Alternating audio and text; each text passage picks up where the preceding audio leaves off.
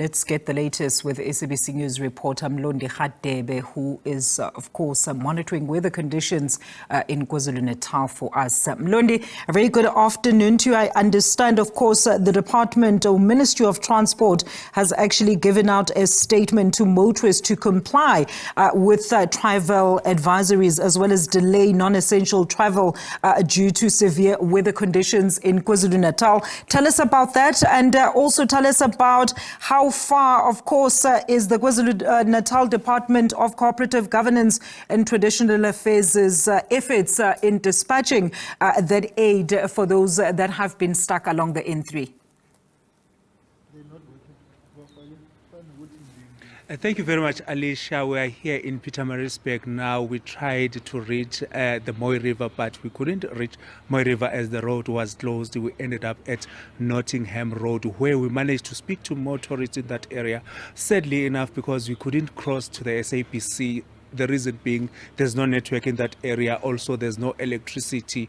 The people that are there that are in the garages that we managed to speak to, those garages were operating on generators. But motorists, they were telling us that they've been traveling from Johannesburg to KZN, but they've been on the road for over 19 hours as they couldn't reach their destination, of which is a sad moment for them because they did not have enough food basically last night, and they had to sleep in their cars.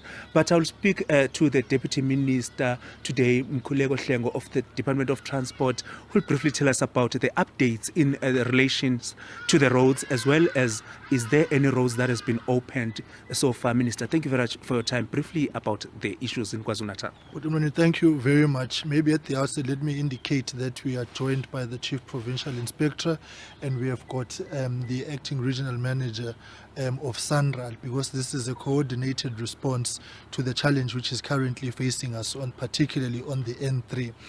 What we want to say first, as Minister Chris has already issued a statement requesting the public to remain at home and avoid non-essential travel.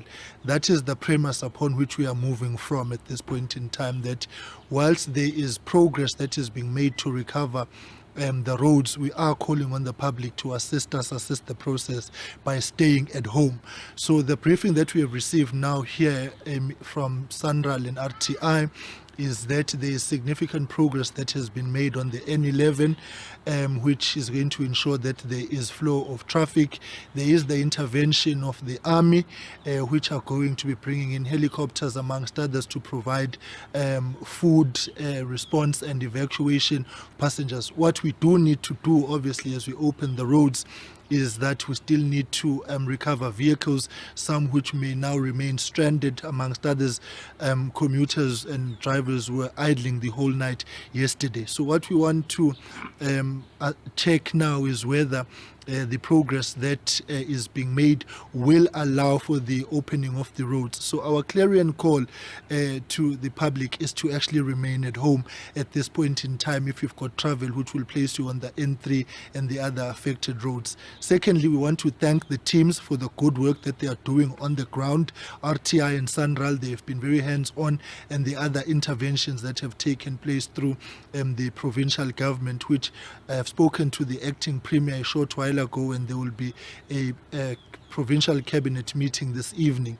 Minister Chrissy is engaged with other ministers to ensure that there is a fully fledged coordinated response, and as and when is necessary, she will provide the necessary updates. So at this point in time, we are opening up roads where it will be possible to do so, but what we need to do is clear the backlog of the cars that are on the road. So we don't need additional cars on the road. We first need to clear the backlog.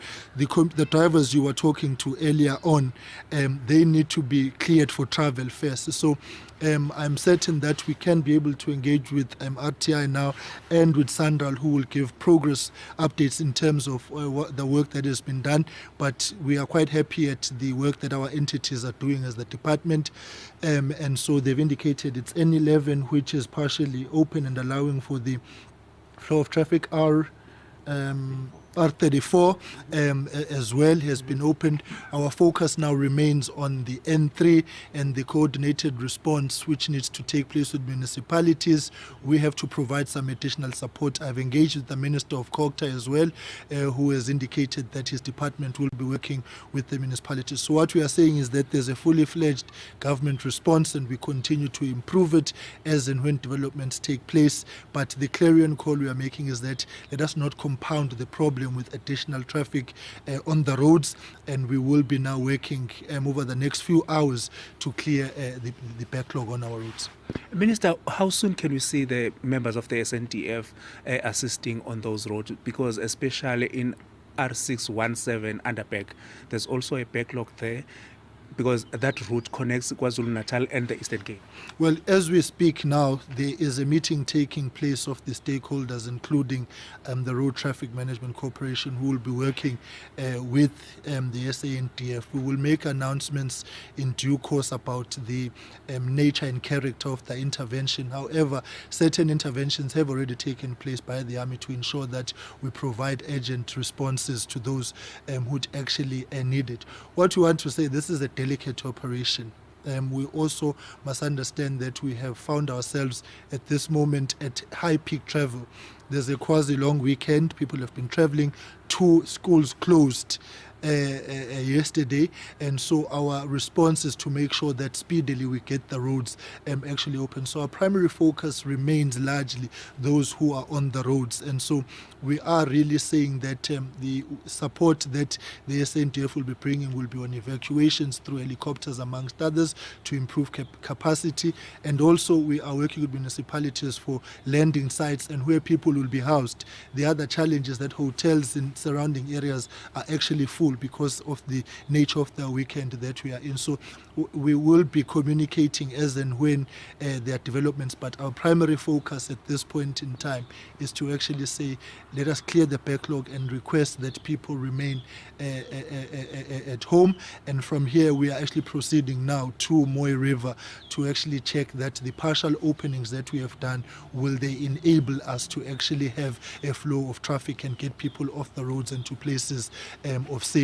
And I think that we can also be communicating helpline numbers on our communication pages of the Department of Transport, on the RTMC, on the Road Traffic Inspectorate and SANRAL. We are trying to do that communication so that if there's any issues of distress, we can respond to that. But at the same time, we are quite fortunate that there have been no reported fatalities. I'm certain that the Provincial Cabinet in its meeting will also come out with additional interventions which will assist the process.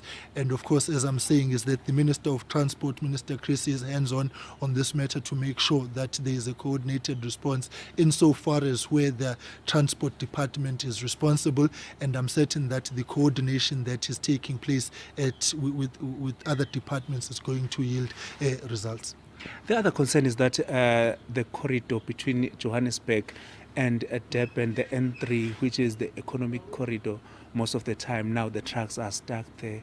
How soon can that be also assisted to? Because the other fear is the Van Renen Pass area where it's bad.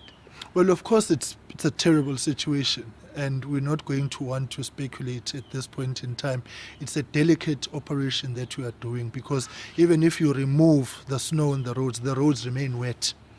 So there's that other challenge. And so we cannot then say immediately when you've opened the road that the trucks can move, because coming down Van Renen's Pass is a major difficulty in itself. Getting trucks up Van Renen's Pass is a difficulty in itself. Our primary focus remains ensuring that as far as possible we decongest the roads and de-risk the roads with a high level presence of commuters and passengers. So that's priority number one. We are calling for patience and calling for calm so that we can actually be in a position to save lives and then restore the economic activity. As you can see, the weather remains inclement and unpredictable at this point in time. In fact, the latest update is that the weather services is warning that the situation is bound to get worse before it gets better. So the ideal thing to do is to say, stay at home. If we have to revert back to the COVID-19 hashtag, stay at home. Only essential travel will assist us at this point in time, but our focus must remain getting the people off the roads. I think we need a very focused outlook in terms of priorities. Ultimately, we intend on getting everyone off the roads. As I'm saying, we've got vehicles which will be stranded on the roads because of the conditions of last night, where people kept cars idling to keep warm and to keep safe. We may evacuate them through other means, but the cars will remain on those roads. So this is a very complex situation, but what we are calling for in the briefing that we have received is that the apex priority of our entities and government agencies is to get people off the roads and to ensure that we can be able to divert traffic as well. The opening of the N11 will help us to ease the traffic, and the work that Sandral is doing continues to assist us in this regard. Thank you very much, Minister, for your time. Siyathokoza kakhulu baba. There was the Minister, Deputy Minister of Transport, briefing us in relation to the interventions that government have in the province of KwaZulu Natal. Remember that most of people are still stranded in some parts of the province. When they are referring to N11, they are talking about the route between Newcastle and Ladysmith, where they are saying that they've also tried to make sure that the road is open to motorists. Motorists are urged to stay at home, delay their travel during this weekend, because it seems as if everything is not predicted. You cannot predict whether you will reach your destination